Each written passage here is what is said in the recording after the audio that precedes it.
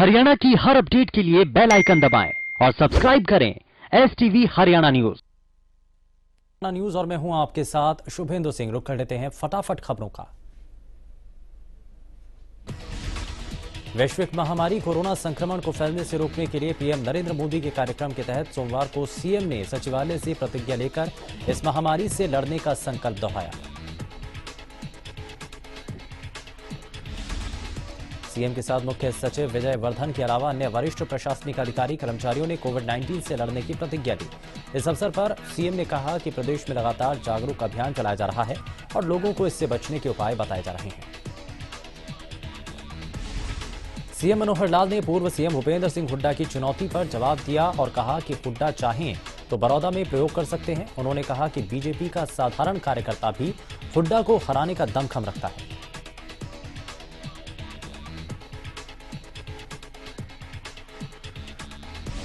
जानकारी दें कि भूपेंद्र हुड्डा ने सीएम को चुनौती दी थी कि वो बड़ौदा से खुद उनके सामने चुनाव लड़कर दिखाएं। वहीं सीएम ने साथ ही कहा कि जिस तरह जींद उपचुनाव में बीजेपी के नए कार्यकर्ताओं ने सुरजेवाला को हराया, उसी तरह से बीजेपी कार्यकर्ता हुड्डा को हराने की ताकत रखता है। मुख्यमंत्री मनोहर लाल ने यमुनानगर के विधायक घनश्याम दास अरोड़ा के छोटे भाई राधेश्याम अरोड़ा के निधन पर शोक जताया। आपको बता दें कि राधेश्याम दास अरोड़ा को 10 अक्टूबर को गुरुग्राम के मेदांता अस्पताल में सांस में तकलीफ के बाद भर्ती कराया गया था, जहां इलाज के दौरान उनका निधन हो गया। सीएम ने कहा कि राधेश्याम अरोड़ा बहुत ही कर्मठ, ईमानदार और मेहनती व्यक्ति थे। वो हमेशा गरीबों की सहायता करने और समाज सेवा के काम में तत्पर रहते थे। सीएम के साथ कैबिनेट मंत्री कंवरपाल गुर्जर, पूर्व मंत्री किरणदेव कंबोज ने भी शोक व्यक्त किया।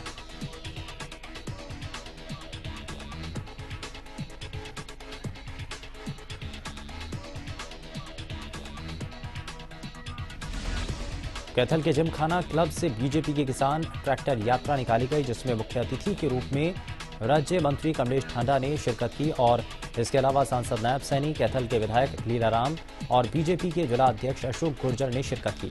ये यात्रा जिमखाना क्लब से शुरू होकर कैथल के लघु सचिवालय तक पहुंची।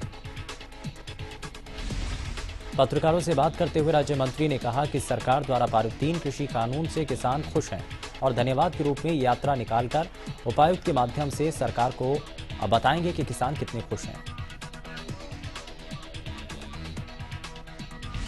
बड़ौदा में होने वाले उपचुनाव के लिए 9 अक्टूबर से नामांकन शुरू हो चुके हैं। नामांकन के चौथे दिन किसी ने अपना नामांकन दाखिल नहीं किया। इससे पहले दिन भी बड़ौदा निर्वाचन अधिकारी के गोहाना कार्यालय में 2 नामांकन दाखिल किए। कोविड को देखते हुए चुनाव आयोग ने पहली बार उम्मीदवारों को ऑनलाइन नामांकन की सुविधा दी। उम्मीदवार ऑनलाइन फॉर्म भरने के साथ डिक्लेरेशन और सिक्योरिटी फीस भी जमा कर सकते हैं।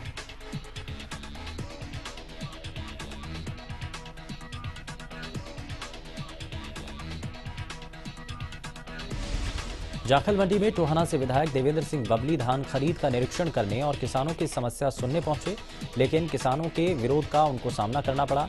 किसानों ने बबली को काले झंडे दिखाकर विरोध किया और उन्हें इस्तीफा देकर किसानों के साथ खड़े होने की मांग की। किसानों का कहना है कि जब तक सरकार उनकी मांगों को पूरा नहीं करती, तब तक उनका ये विरोध इसी तरह से जारी रहेगा। तो वहीं विधायक देवेंद्र बबली ने भी अपनी सफाई में कहा कि उनका प्रदेश सरकार में समर्थन है। वो किसानों की बातें अपनी पार्टी के माध्यम से आगे पहुंचाने का काम करेंगे। बड़ौदा उपचुनाव को लेकर बीजेपी प्रदेश अध्यक्ष ओपी धनखड़ ने कहा कि उपचुनाव में बीजेपी का उम्मीदवार होगा और ये उपचुनाव बीजेपी अपने सिंबल पर लड़ेगी। इस दौरान उन्होंने दावा भी किया कि ये उपचुनाव बीजेपी जीतेगी। वहीं कांग्रेस पर आरोप लगाते हुए बीजेपी प्रदेश अध्यक्ष ओपी धनखड़ ने कहा कि कृषि कानूनों को लेकर कांग्रेस किसानों को गुमराह कर रही है।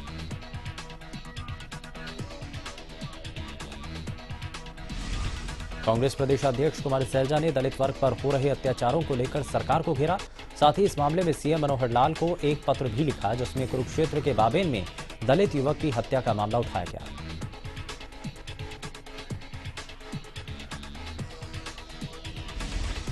उन्होंने लिखा कि कुरुक्षेत्र के बाबेन में रादौर के घिलौर गांव के रहने वाले दलित युवक सागर के साथ युवकों ने पहले मारपीट की और फिर अगवा कर उसकी हत्या कर दी।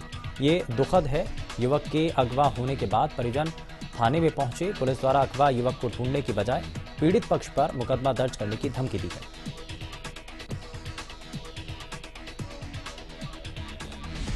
उन्होंने कहा कि अगर पुलिस समय रहते कार्रवाई करती तो सागर को बचाया जा सकता था। मृतक युवक के परिजन न्याय की लगातार गुहार लगा रहे हैं, लेकिन उनकी कहीं भी सुनवाई नहीं हो रही। महम से निर्दलीय विधायक बलराज कुंडू के खिलाफ गुरुग्राम के सेक्टर 51 थाने में साजिश के तहत धोखाधड़ी करने का मामला और जान से मारने की धमकी देने का मामला दर्ज है। दरअसल सेक्टर 51 के रहने वाले परिवर्तन नाम के शख्स ने गुरुग्राम पुलिस को शिकायत दी कि सीसी कंपनी के मालिक बलराज कुंडू और उनके भाई और कंपनी के 2 अन्य अधिकारियों ने उनके साथ करोड़ों रुपए की धोखाधड़ी को अंजाम दिया। इस कंपनी का मुख्य कार्यालय गुरुग्राम में गोल्फ कोर्स रोड स्थित एक बिल्डिंग में है। कंपनी में विधायक के साथ उनके भाई शिवराज कुंडू, बीके लांबा और मोहम्मद हाशिम भी निदेशक हैं। कंपनी के पास मध्य प्रदेश में कई सड़कों को बनाने का ठेका है। इनमें से एक सड़क बनाने का ठेका गुरुग्राम के सेक्टर 51 निवासी परिवर्तन सिंह को दिया गया था। परिवर्तन सिंह ने पुलिस को दी गई शिकायत में बताया कि सड़क बनाने का ठेका 75 करोड़ रुपए में दिया गया था, जिसके बाद सिर्फ 27 लाख की पेमेंट की गई और उसके बाद कंपनी से तमाम लोगों ने बकाया पेमेंट देने से इनकार कर दिया। बहरहाल एसीपी सदर ने इस पूरे मामले में तफ्तीश कर केसीसी कंपनी और उनके मालिकों समेत के खिलाफ मामला दर्ज कर तफ्तीश शुरू कर दी है। किसानों का कृषि कानूनों के विरोध में संघर्ष तेज हो रहा है। कुरुक्षेत्र में भारतीय किसान यूनियन के प्रदेशाध्यक्ष गुरनाम सिंह चढ़ूनी ने चेतावनी दी और कहा कि 3 कृषि कानूनों के विरोध में दशहरे के दिन भारतीय किसान यूनियन प्रधानमंत्री का पुतला फूंक कर रोष जताएगी। उन्होंने बताया कि यह फैसला यूनियन की बैठक के दौरान लिया गया।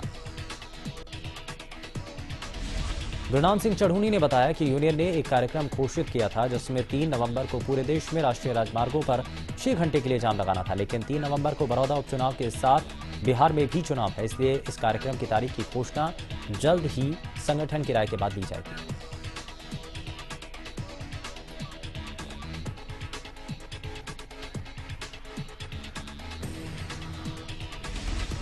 तीन कृषि कानूनों के विरोध में सिरसा में चल रहा किसानों का आंदोलन अब 2 अलग अलग हिस्सों में बढ़ चुका है। सिरसा के लघु सचिवालय के बाहर कुछ किसान संगठन धरना शुरू कर चुके हैं। वहीं एक धरना शहीद भगत सिंह स्टेडियम के बाहर चलेगा, तो दूसरा धरना सचिवालय के बाहर चलेगा। गौरतलब है कि 6 अक्टूबर को हुए घेराव में सभी किसान संगठन एक साथ थे, लेकिन अब अलग अलग धरने शुरू हो गए हैं। लघु सचिवालय के बाहर शुरू हुए धरने की अगुवाई कर रहे किसान नेता जसबीर सिंह भाटी ने कहा कि काफी लंबे समय से कृषि कानून का विरोध किया जा रहा है। प्रदेश कार्यकारिणी के आदेश के चलते यहां धरना शुरू किया गया। 17 अक्टूबर तक के कार्यक्रम तय हो चुके हैं।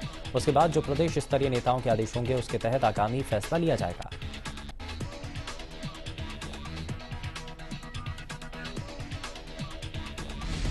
तीन कृषि कानूनों के खिलाफ आज किसान संगठनों ने बाबा भूमर शाह चौक पर कैबिनेट मंत्री रणजीत चौटाला का पुतला फूंका। किसानों ने कैबिनेट मंत्री से इस्तीफे की मांग करते हुए जमकर नारेबाजी की। कृषि कानूनों के खिलाफ किसान संगठनों के धरने का 7वां दिन रहा। प्रदर्शनकारियों का कहना है कि ताऊ देवीलाल के वंशजों को अब नीतियों से कुर्सी से ज्यादा प्रेम हो गया, नीतियों को पीछे छोड़ चुके हैं। चौक पर सुरक्षा के मद्देनजर एसडीएम जयवीर यादव सहित पुलिस बल तैनात रहा। किसान नेता प्रहलाद सिंह भारूखेड़ा और जोगिंदर सिंह नैन ने कहा कि सिरसा से शुरू हुआ किसान आंदोलन अब पूरे देश में जन आंदोलन बन चुका है। जब तक केंद्र सरकार कानूनों को रद्द नहीं करती, उनका आंदोलन जारी रहेगा।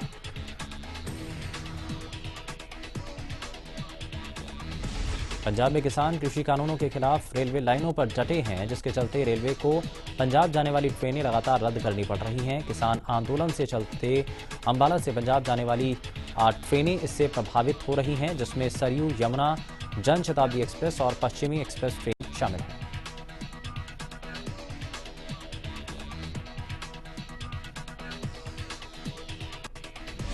किसान आंदोलन के चलते पहले 9 अक्टूबर तक पंजाब जाने वाली ट्रेनें रद्द की गईं, लेकिन अब तारीख बढ़ा दी गई है। अंबाला छावनी के स्टेशन डायरेक्टर ने बताया कि अभी इस बात की हालांकि पुष्टि नहीं हुई, लेकिन अब आगे टिकट अगर किसी ने बुक करवा ली थी तो वो अपने रिफंड के लिए अप्लाई कर सकते हैं।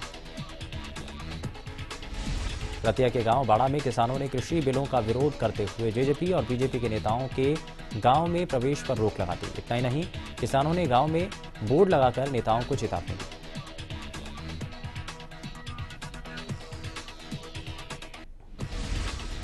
लोगों ने कहा कि गांव में अगर नेता आते हैं तो उसके बाद अगर उनकी जान माल का नुकसान होता है तो उसके जिम्मेदार खुद हैं। किसानों ने ऐलान किया कि इस बार दशहरा और दिवाली को काला दिवस के रूप में मनाएंगे।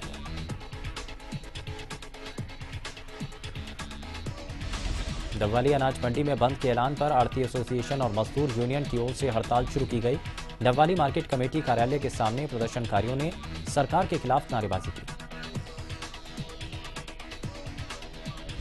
आढ़ती और मजदूर चाहते हैं कि कोई भी फसल सीधे एजेंसी खरीद ना कर आढ़तियों के जरिए तुलवाए ताकि मजदूरों का काम भी चले। और कच्चा आढ़ती एसोसिएशन के प्रधान ने बताया कि फसलें सीधे बिक रही हैं, जिससे मजदूर बेरोजगार हो गए हैं। आढ़तियों के बुरे हाल हैं। कालावली में आढ़तियों पर हुए केस के खिलाफ उनकी हड़ताल जारी रहेगी। सरकार केस वापस नहीं लेती तब तक ये आंदोलन चलेगा। चंडीगढ़ अंबाला मुख्य मार्ग गांव दप्पर पर बने जीएमआर के टोल प्लाजा को किसान जत्थेबंदियों ने टोल फ्री कराया। जब तक कृषि कानूनों को लेकर कोई फैसला नहीं होता सभी गाड़ियां बिना पर्ची कटे यहां से गुजरेंगी। आपको बता दें कि लगभग 35,000 के करीब गाड़ियां यहां से हर रोज गुजरती हैं। किसान जत्थेबंदियों के लीडर ने कहा कि केंद्र सरकार कृषि कानूनों को वापस ले, वरना जिस तरह से सड़कों और रेल मार्ग पर धरने दिए जा रहे हैं इसी तरह से पूरे पंजाब में बने टोल प्लाजा के ऊपर धरने दिए जाएंगे। टोल प्लाजा प्रबंधक का कहना है कि सरकारी टोल नहीं है, इस टोल पर लगाए गए धरने से हमारा प्राइवेट कंपनी का नुकसान होगा। लोहारू हल्के की मंडियों में इन दिनों एमएसपी पर बाजरा, मूंग और कपास की खरीद चल रही है। प्रमुख खरीफ फसल के रूप में यहां किसान बाजरे की खेती करते हैं और इसकी धीमी गति से खरीद के कारण किसान परेशान हैं।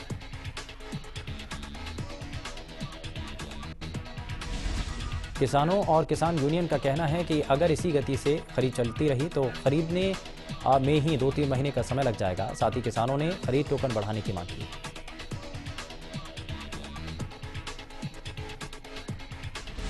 करनाल के बस स्टैंड में अप्रेंटिस पर लगे कर्मचारियों ने प्रदर्शन किया। उनका कहना है कि बड़ी मेहनत के साथ पढ़ाई की, आईटीआई पूरी की और उसके बाद काम के लिए अंडर ट्रेनिंग के रूप में रोडफेस में चुना गया। सरकार की तरफ से वेतन करीब 8,000 फिक्स है, लेकिन पिछले 10 महीनों से हमारे खाते में एक पैसा नहीं आया। जीएम रोडवेज के पास भी जाते हैं तो हमारी सुनवाई नहीं होती, इसलिए हमने काम छोड़कर यहीं बैठने का फैसला लिया।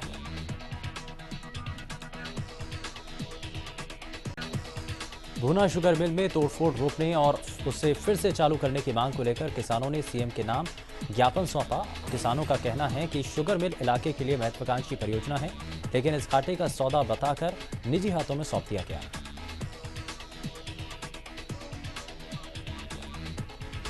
जबकि इस मिल में 51% सरकार का और 49% किसानों का हिस्सा है। इलाके के किसान लगातार इस मिल को फिर से शुरू करने की मांग कर रहे हैं, लेकिन शासन और प्रशासन इनकी सुनने को तैयार नहीं।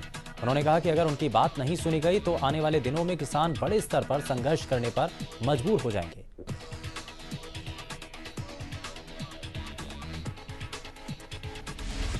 प्रदेश में बोर्ड की कक्षाओं में अपने जिले का नाम रोशन करने वाले छात्रों को अब बोर्ड सम्मानित करेगा। इसके लिए बोर्ड मंगलवार को पंचकुला के पीडब्ल्यूडी रेस्ट हाउस में एक कार्यक्रम आयोजित कर रहा है। इस कार्यक्रम में शिक्षा मंत्री कंवरपाल गुर्जर मुख्य अतिथि होंगे। कार्यक्रम में विधानसभा अध्यक्ष ज्ञानचंद गुप्ता और शिक्षा विभाग के एसीएस महावीर सिंह भी छात्रों को आशीर्वाद देंगे। इस कार्यक्रम में न केवल 10वीं और 12वीं में प्रथम आने वाले छात्रों को सम्मानित किया जाएगा, बल्कि इस कार्यक्रम में कोविड की परीक्षा में गिनीज बुक में नाम दर्ज करवाने वाले छात्रों को भी बोर्ड लैपटॉप देकर सम्मानित करेगा। बोर्ड के चेयरमैन डॉक्टर जगदीश सिंह ने भिवानी में बताया कि बोर्ड प्रतिभा सम्मान समारोह आयोजित करेगा। भिवानी के कौंड गांव के ग्रामीणों ने उपायुक्त कार्यालय पहुंचकर गांव में पानी की टंकी के पास अधिकृत ठेके को हटाकर गांव से बाहर शिफ्ट करने की मांग की। ग्रामीणों ने बताया कि उनके गांव में पानी की टंकी के पास ठेका है, ऐसे में बड़ी संख्या में महिलाओं को पानी भरने के लिए जाना होता है। युवतियां वहां पर आती हैं, वहां से गुजरना होता है, ऐसे में शराबी गालियां देते हैं। ग्रामीणों ने ठेके को यहां से हटाकर बाहर शिफ्ट करने की मांग की। उधर फतेहाबाद में पराली समाधान को लेकर भारी संख्या में किसान लघु सचिवालय पहुंचे। पराली जलाने के मामले में किसानों पर दर्ज मुकदमे को रद्द करने की मांग की। किसानों का कहना है कि पराली को लेकर जिस तरह से किसानों पर मुकदमे दर्ज हो रहे हैं वो गलत है। प्रशासन उन मुकदमों को रद्द करे।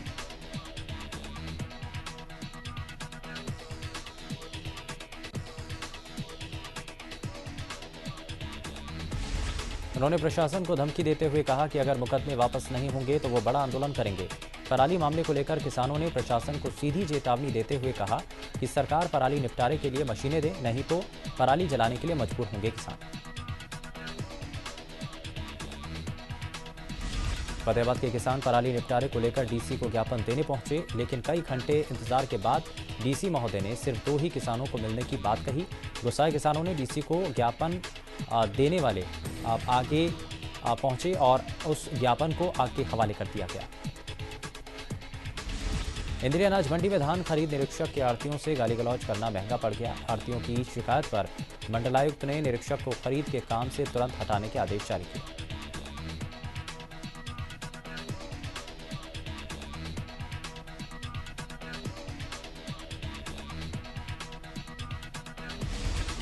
इंद्रिय अनाज मंडी में खरीद का जायजा लेने मंडलायुक्त आने वाले थे।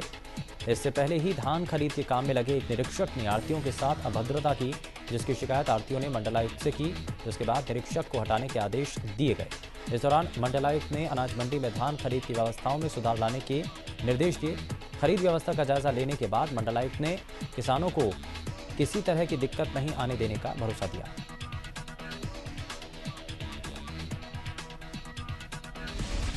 रादौर की अनाज मंडी में फसल लेकर पहुंचने वाले किसानों और मंडी में काम करने वाले मजदूरों को भूखे नहीं रहना पड़ेगा। इसके लिए मंडी के आढ़ती और मार्केट कमेटी प्रशासन ने दोपहर के समय खाने की व्यवस्था की। मंडी के आढ़ती मान सिंह ने बताया कि जो किसान देश के लोगों का पेट भर रहा है,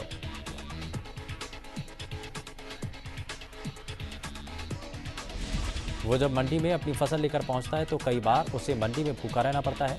इसी के तहत आढ़तियों और मार्केट कमेटी ने इस व्यवस्था की शुरुआत की ताकि मंडी में किसान और मजदूर भूखा न रहे।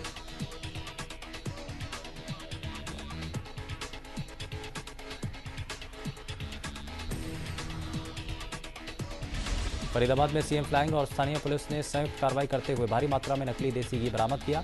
मौके पर सीएम फ्लाइंग, थाना पुलिस और फूड सेफ्टी विभाग मौजूद हैं। पुलिस ने 5 घरेलू सिलेंडर के साथ एक युवक को काबू किया। छापेमारी की कार्रवाई में 5200 किलो नकली घी बरामद किया।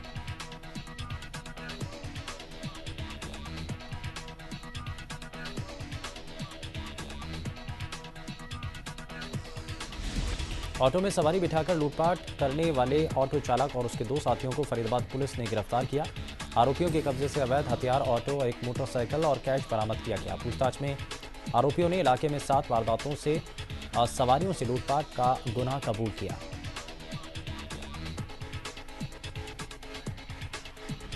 एसीपी हेडक्वार्टर आदर्शदीप सिंह ने बताया कि ऑटो में सवारी बैठाकर लूटने वाले ऑटो चालक समेत कुल 3 आरोपियों को गिरफ्तार किया गया, जो सवारी को ऑटो में बिठाकर सुनसान जगह ले जाकर गन पॉइंट पर लूट करते थे।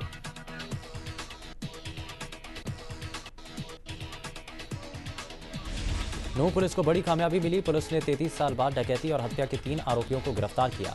पिनगवा के व्यापारी स्वामीराम के घर से डकैत 150 किलो चांदी, 1 किलो सोना और 1000 रुपए लूट कर ले गए।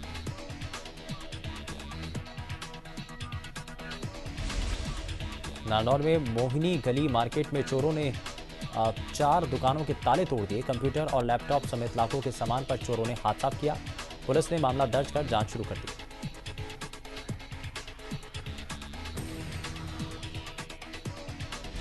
करनाल के सेक्टर 7 में एक कैफे में 2 पक्षों में जमकर खूनी संघर्ष हुआ। बताया जा रहा है कि दोनों गुटों के बीच पहले से ही विवाद चल रहा था। इस बीच उन लोगों का आमना सामना एक कैफे में हो गया, जहां इन दोनों में आपसी लड़ाई हो गई। वहीं जब घायलों को इलाज के लिए अस्पताल ले जाया गया तो वहां भी एक युवक पर चाकू से हमला कर दिया गया। पुलिस ने मामला दर्ज कर लिया है और जांच शुरू कर दी है।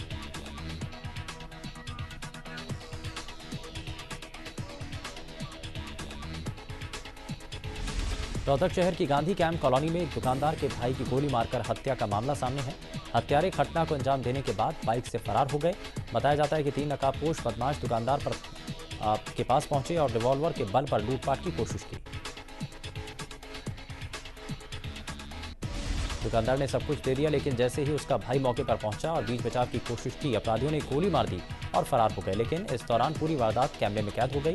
घटना की जानकारी मिलते ही पुलिस मौके पर पहुंची और मामले की जांच में जुट चुकी है। पुलिस जल्द ही आरोपियों की गिरफ्तारी का दावा कर रही है।